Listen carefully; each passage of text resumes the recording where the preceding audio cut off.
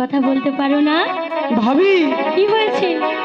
এসব যদি ভাই শুনে দুজনকে দেবে ধরে। তোমার ভাই শুনবে না। হাত ছাড়া দাও সোনার ভাবি রে, ছাড়বো না। আমার হাতে লাগে ব্যথা রে। হাত ছাড়া দাও সোনার ভাবি রে। ছাড়বে না? ছাড়বো না। হাত ছাড়া দাও সোনার ভাবি রে, আমার হাতে লাগে ব্যথা